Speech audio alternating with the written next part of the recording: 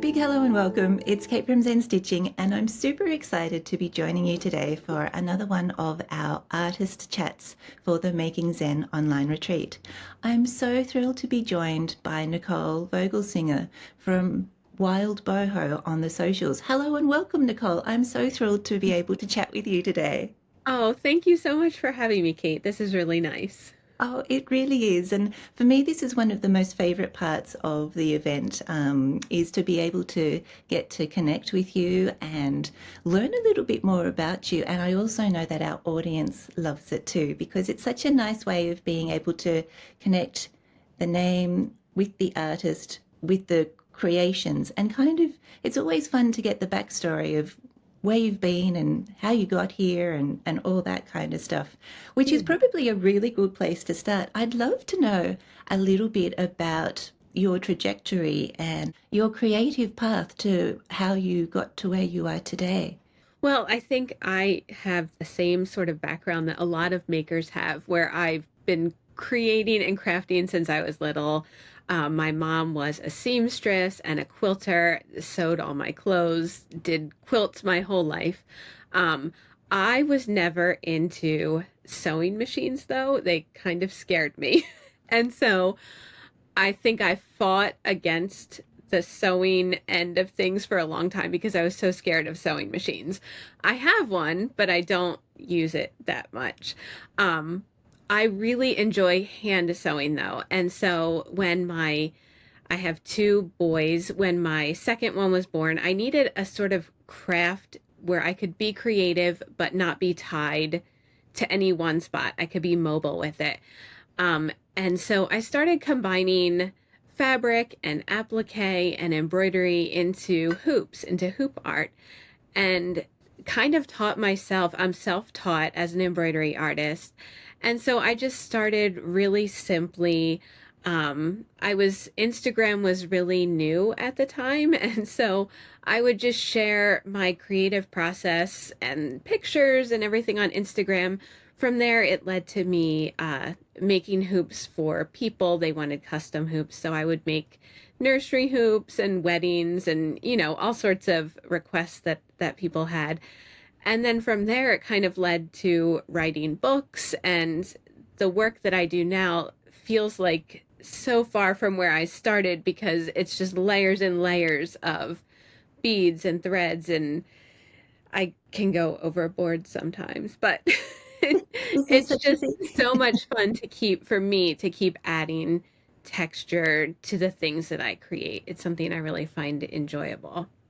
Yeah, and that's such a really lovely description, because just looking at your Instagram feed, there's the texture of felt, and then there's the textures of the beading, and then there's the textures of the threads, and all of it pulled in together, and it just makes for this very sumptuous experience, a feast for the eyes. You kind of want to be able to touch it, but Yes, exactly.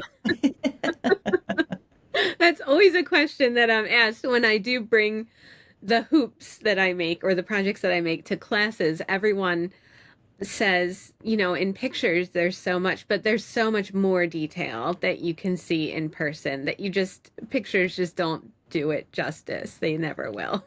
No, they never do. It's like when you go and see, a great painting, that you might have grown up studying in a textbook, and then you Yeah, go to the museum and see it, and it's like, wow, like the detail of exactly. the brush strokes and, all Yeah, that kind of stuff. exactly. Yeah, Yeah. and I think seeing it in real life, you just get a better appreciation for those details, don't you? I think you have Oh, more yeah. opportunity to zoom in and And the things that I make do have, like when I work with beads, I really am adding dimension. So, when you look at something flat in a picture, you can't see the dimension that's being built up from the side that really jumps out at you. And that's what I really have fun with, adding the unexpected sort of dimension to things. yes, absolutely. Which I think again just adds to that visual richness as well of the layers and particularly, well, all of those textures, they have different ways of reacting with the lights, different qualities. Right. So Yeah. it all adds up. And I love that. you're combining all of these things all together, because quite often you'll see beading is separate to felting that is separate to, say, Right. embroidery that is separate. What do you think, how did you reach putting it all together into the images and the artworks that you make today? Well, a lot of times when I start with a base of fabric, and so I've always, despite not sewing, I've always been drawn to fabric. And so that was initially why I started, because there are all these beautiful fabrics that, the patterns and the colors that I just loved so much. And so when I would look at them, not sewing, I would think, what could I do with them? So a lot of times what I do is start with just one base fabric that I really love. And I always tell people to pick a fabric that you love, because this sort of project, you're sitting with it for a while. It's slow stitching. So you're sitting with it. You want to really love the fabric that you've picked. And from there, I use what's on the fabric to kind of pick my threads, to pick the beads, to try and almost imitate what's on the fabric, but in my own way, so that you're still appreciating what made that fabric or that design so cool, like what you really love about it, but that you're just accentuating it.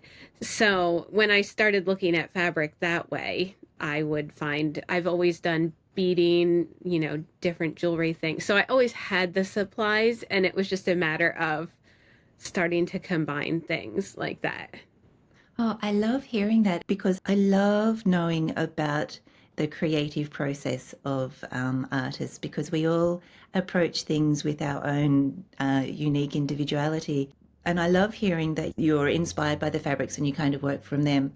Do you, say, for example, start with something in mind and then you look for the fabric and then you build on it that way? And do you like work in a sketchbook, or do you just kind of like go, oh, that's a nice piece of fabric, and then start reacting to it kind of in the moment?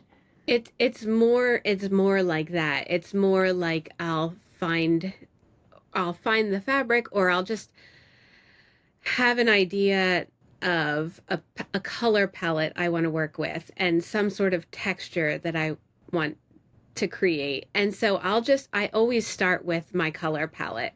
So a lot of times I'll make videos on Instagram of pulling all the supplies, because when I see everything that I have, even if I don't end up using it all, seeing all of the threads, the sequins, the beads, is I'll use paint and felt for needle felting. When I see all of that together, it kind of builds on ideas, and then I really don't always go in with a plan. When I teach some virtual classes, um, and I say that my favorite kind are the classes that start without a pattern, where you can kind of just freehand things, because I don't always love being tied to a pattern. I like being able to kind of go off and play with things. So, yeah.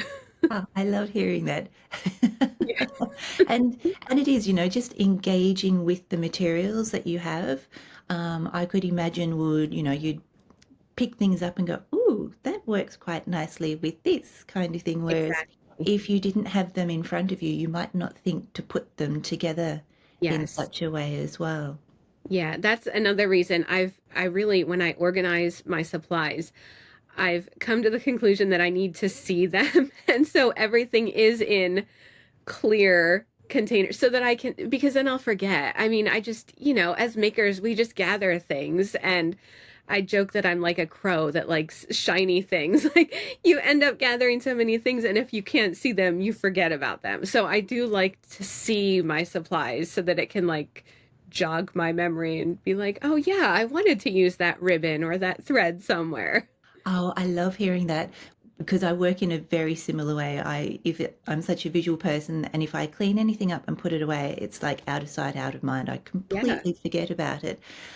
So, and you keep things in clear containers. So, does that mean that you have a very nice, organized studio with lots of clear containers?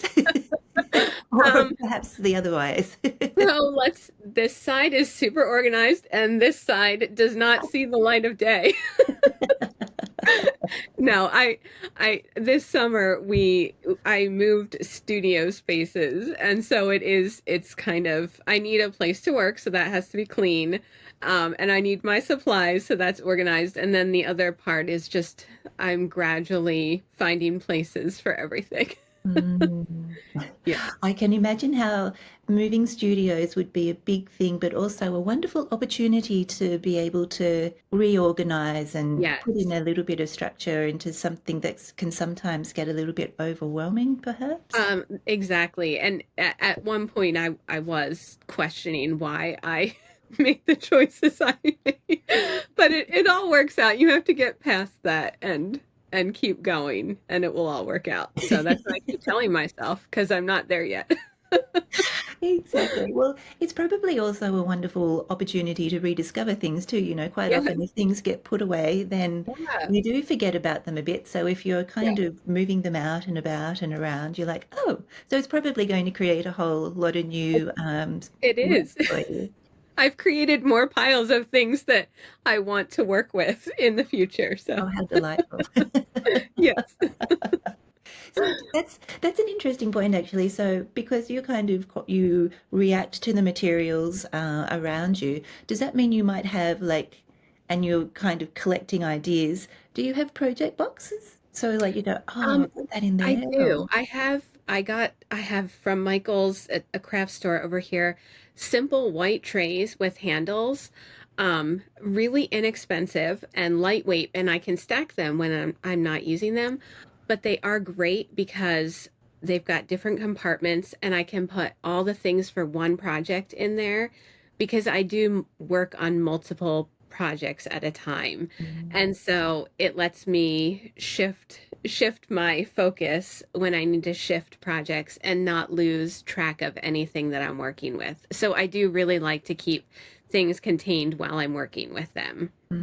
I love that. So you're the what I'm envisaging is like a tray, but it's got sides so that you can kind of stack them on top of one another. Exactly. Yeah. Oh, what a brilliant idea. Yeah. I love them. I bet. I love the sound of them too, because otherwise, you know, you've only got so many flat surfaces in a space. Exactly. So if you can kind of stack them up and about, that makes it. Yep, that's exactly it. And going back to what we were talking about, where you kind of just you create in response to your materials and kind of you don't like to work to a pattern. For people who like to work from a pattern, With the how pattern. do you encourage them to get started when the fear of the unknown is probably petrifying? That absolutely is. And there are people who take my classes and you can see like the fear of that. And it's very, what I do is very free form and, you know, kind of creative, but there are always ways that you can work with that. And so I always say, let's just start with a fabric then. Let's start with a fabric that has a pattern, or let's start with an idea like a color palettes really are some of my favorite ways to get started because I'll create little mood boards on Pinterest or just with pictures I like and kind of just pull ideas from there. But if you're really, really wanting to get into embroidery and layering fabrics and everything, I suggest starting with fabrics that you like because Mm. that's kind of like your pattern. You're not starting just with a completely plain blank piece of fabric. You're using something that has a pattern. And if you're appliquing, if you're making a collage or a lot of the pieces back there that you see are collaged pieces, you're starting with a bunch of fabrics that you like and you're just kind of slowly looking through your fabrics. So it's not meant to be high pressure at all. It should be something that you feel relaxed and creating with that feeling. Yeah, that's a lovely way of describing it. And like you say, your favorite fabrics are a good entry point because Yeah. they may be the colors that you're attracted to, or it might be the texture or the pattern that you're attracted to, and Right. then you can kind of start to unpack that and explore within that as well. Exactly. And that's another question that I'm asked if I know where I'm going from start to finish with a project when I start something. And usually the answer is no. Like I kind of will have a general idea of what I might want to create, but again, it's slow stitching. And as you're sitting with something, working with one stitch at a time, you're kind of like thinking, and well, I'm kind of thinking ahead, like maybe I want to use this color here or this particular stitch, or I want to incorporate these beads. So you don't have to make every decision at once. The decisions can kind of come slowly as you work your way through a project, which I do think kind of takes some pressure off of feeling like you need to have an instant, perfectly pieced together project from the start. Yes, yes. In fact, the way you're describing that really makes me think of, is it the Lao Tzu quote, "The journey of 1,000 miles starts with a single step"? It's that same Yeah, kind of idea, isn't it? Take away the overwhelm and just work with it exactly. one step at a time. And like you say, when you're doing the slow stitching, there's something about engaging with the materials that really does allow the mind to think about, oh, what happens if I do this? Oh, Yes. what happens if I add this in? Yeah. And it's the engagement with the materials more so, I'm guessing, that's going to give you that final result rather than trying to kind of like sit down and premeditate what it's going to look like and all that kind of Exactly. stuff too. And the worst thing that happens is you cut out your threads if you don't like that. Like it's so easy to just start. So just try something because that is the literally the worst thing that happens is you cut out some thread or you take some beads off. I know, isn't that the wonderful thing about textiles is it's so forgiving. You can take Yeah. things away and it's not going Yes, to do any harm or anything like that. exactly. Yeah. Oh, I love it. So I'm guessing you have no shortness of ideas and things to explore and ways to work in with that way of working. So I'd love to hear maybe what does a typical day in your studio or your creative space look like? Well, what it looks like or what I dream it would look like. Let's Two both. very different things. So I have two kids and I work from home. So they're in school, during the day and my day it's broken up when I feel like I either have projects that, there's a time that I need to have like deadlines, there's things with deadlines. So I work with deadlines a lot.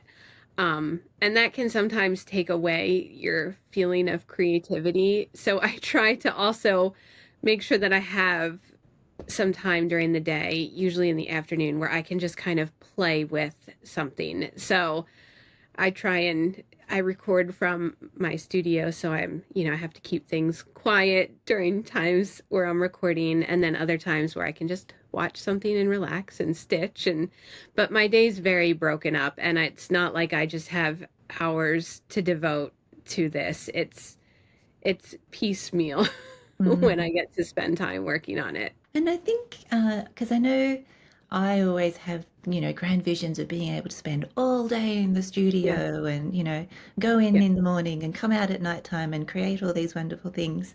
And a couple of years ago, we had the wonderful opportunity to do an artist in residence in this fabulous chateau in France. And I'm like, oh, amazing. I'll be able to go into the studio at 9 o'clock in the morning and work all day, stop for lunch and then work until dinner time. I did that for maybe a day and I found that it was just a little bit too boring. Yeah, no, it's true. I feel like I don't know that I don't struggle with an attention span, but I don't know that I can creatively work that way. And I feel like Mm, sometimes I don't like deadlines, but sometimes I work better with deadlines. And knowing that I just have to squeeze in bits of creativity in between things, that it kind of works, even though I wish it wasn't that way. That's how mm, it seems to work for me, and it works mm. okay.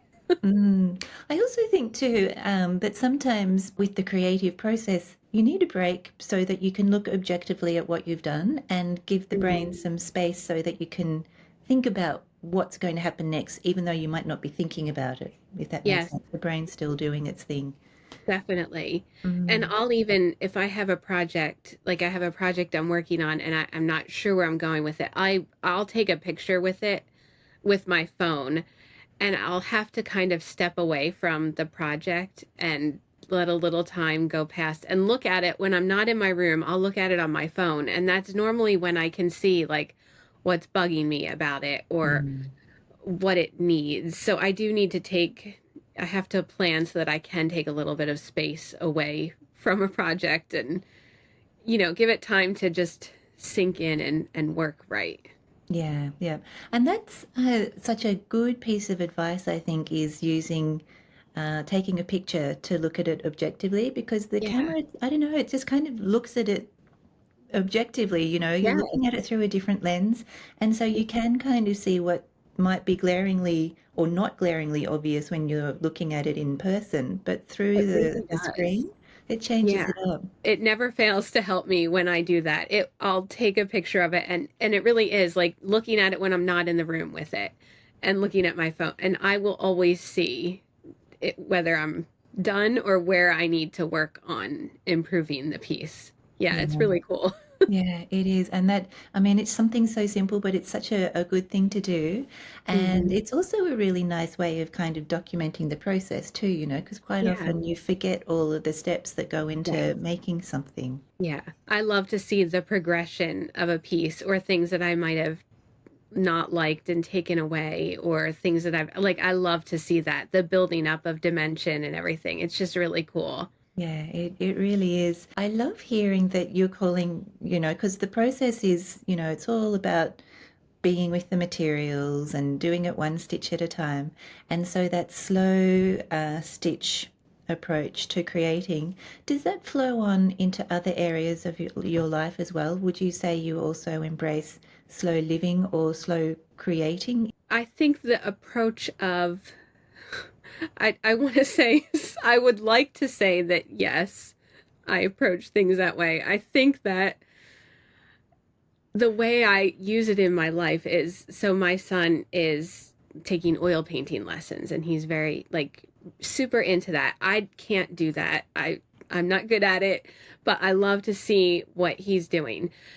Knowing what I do with my stitching though, when I see him getting frustrated with something, I encourage him to like, okay, let's start a new piece. Let's put this one aside. Start something new.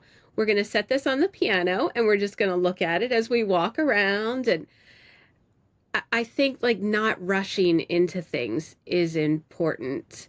Um, I feel like life in general, though, is you live at such a pace, and my husband's a teacher too. So that I just feel like things are always so fast paced that I would like it to be slower, but Upon saying that your stitching practice is that nice balance too, isn't it? Where you yeah. can sit down. Yes, and it will come if I don't have time to work on something during the day. Like I feel that I need the calm of being able to just sit with a project. Like it really does do so much for my brain to settle it and to just end the day doing that, which is what I do every day.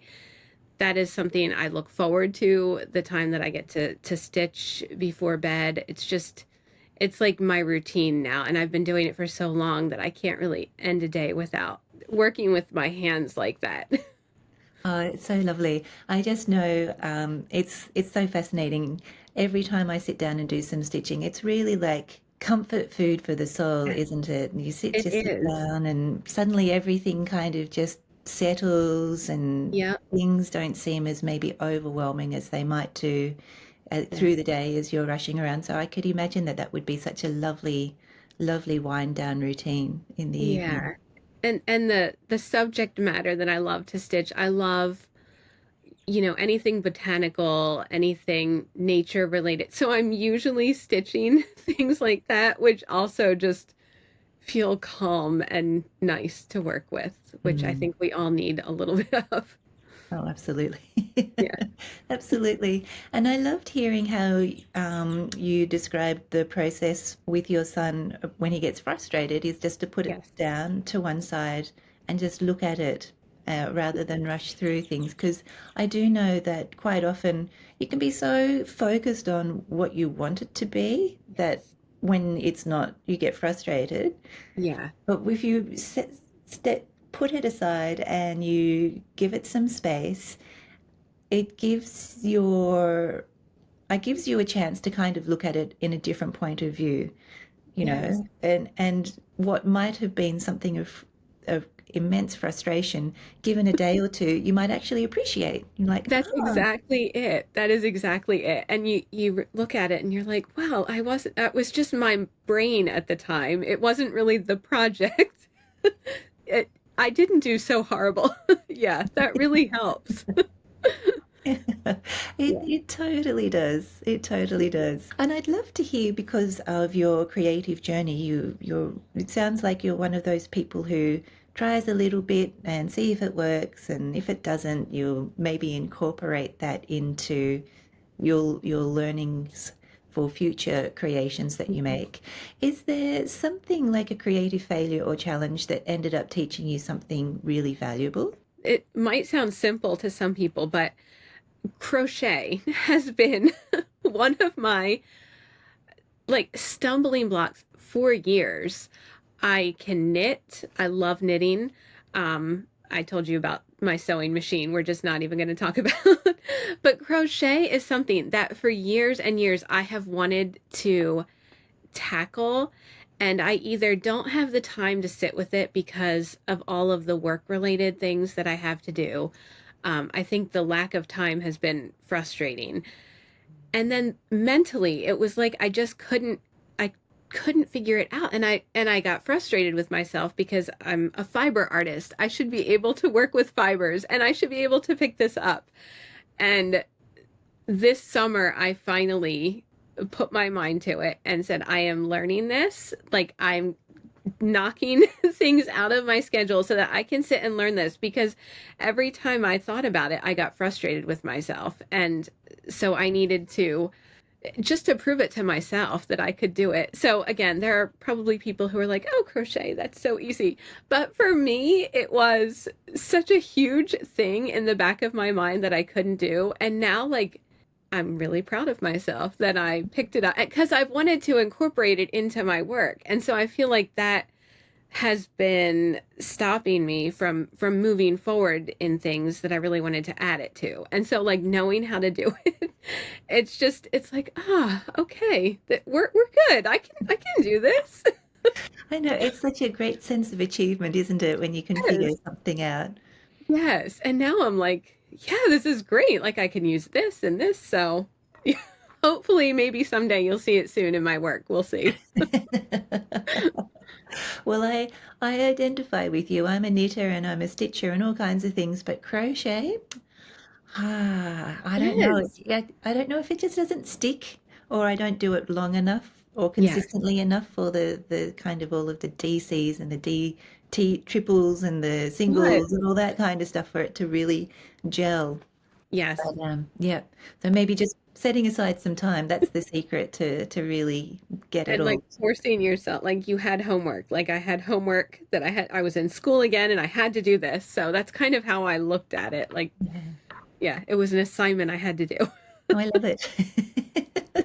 Well, and it is. I mean, it's such a great thing to learn something new. And it's also really humbling, I think, when, Yes. when you're very comfortable doing a lot of creative skills to realize, to go through that learning process Yeah, from scratch, to go, oh, okay, I really have to do go back to the basics for this. absolutely. And I think it does help me as someone who teaches others to see that, because I will see people who come to my classes, if they're in person, and you can see that there are just some things that to me, I'm like, that is so simple, and that they're struggling with it. And just to have the patience to be able to give people the patience and the confidence that they need to be like, no, you can do this. Like it's simple. You've got this. Like I think that helps because I know how good it feels to get to that point where I'm like, oh, yeah, I can do this. And so to be able to give that to somebody else, it's just a nice feeling to be able to have. Yes, absolutely. Not to mention too, I think we all For some strange reason, feel like when it comes to making art and creating, that we should be able to make masterpieces as soon as our fingertips touch the paint or the threads Yep. or whatever. And, that's not the case. It takes a lot of Right. time and practice to be able Yeah. to get the skill and master it. Yeah. I Yeah. still create things that I wouldn't really show off because I don't think they're great. Like I think we all do that, you know. And Yeah. that's part of the process. Next time I will learn from that and do it differently or do it better. It's part of the process. That's it, exactly. It is the learning, isn't it? So you're Yeah. either like, well, it didn't work out, but I do like the way these two colors mix Yes. together, or Exactly. I like the way this part of the composition works. There's Yeah. always something that you can take from it. Yes, definitely. Yeah. And Nichole, I know you've just written a book. Would you like to share a little bit about it? Sure. So yes, Needles Out is my third book, and I think it's the one that I'm most excited about because it feels like such a collection of everything that I love to work with. It's a mixed media embroidery book. So it covers combining painting on fabric with embroidery or needle felting with beading, and I have projects in it, but I also talk about the techniques and how you can use them, um, and just being able to play with the fibers and to layer things and create stitches. It's my baby. And it's also pretty cool because it's the one book that I was super involved with the photography, and the photographers came from the UK over here to a little town in Pennsylvania called Jim Thorpe, which is really cute. And my editor got this Victorian house. It was an Airbnb, and we just spent a few days, and I got to be part of the process, which I wasn't with my other books. With my others, I boxed up everything and had to ship it all out. This, I got to, it was kind of like I got a say in things, and it just, so it feels like it's the book that's the most me. And so I really like it. And it's cool because the cover is textured. So on the front, it has like, yes, it you can feel like beads and everything. And then on the back, it's the hoop guts. So you can see the Mm. threads. It's the reverse of the hoop that's on the front. So Oh, it's that's so just a lovely. really cool design that they came up with that idea, and I was just like in love with it. Yes, yes. Oh, I do love that. And I love just looking at your Instagram feed. You do quite often feature the backs of your Yes. embroideries as much as the front because I think they're so beautiful. And I say like you're spending so much time with it. You should be proud of your stitches. The backs of my hoops, they're not perfect, and I think I'm proud of it. I don't know. I love Mm. how it looks. I love to see the texture of the back of the hoops. So I don't cover that up. And I talk about when I do classes, how to finish hoops and everything, but I'm proud of the hoop guts and I encourage that. Oh, absolutely. I mean, the front is always beautiful, but I always find that the back is just as interesting too Yes, because it's that unplanned yes, randomness that the front doesn't have, for example. exactly. Mm, And mm. just as much texture on the back as there is on the front. Oh, that sounds like such a delightful book. I love that you can, like, the front is so textured Yes. as well. The cover is so textured. And I'm sure it must be filled with so many wonderful projects and Oh, inspiration and creative goodness. yeah, definitely, I wanted it to be inspirational for jumping off of that and starting your own creative projects and just grabbing ideas and then working from there with your own creativity. Oh, I do love that. I do love that. And I know so many people are going to rush out and get that and, can't wait for your the workshop as part of Making Zen. Thank you, Nichole, so much for being part of this event. I'm so excited, and I know everybody else is going to be getting itchy fingers just wanting to create in the same way you do. Thank you so much for your time today. Thank you so much for having me. This was great. Thank you for joining me in this creative journey. If you've enjoyed this video, please like, subscribe, and share it with your friends. And if you'd like to learn more about Making Zen, please check out the links below where you can find out all about the workshops, creativity, community, and all that kind of good stuff. Wishing you many happy hours of stitching.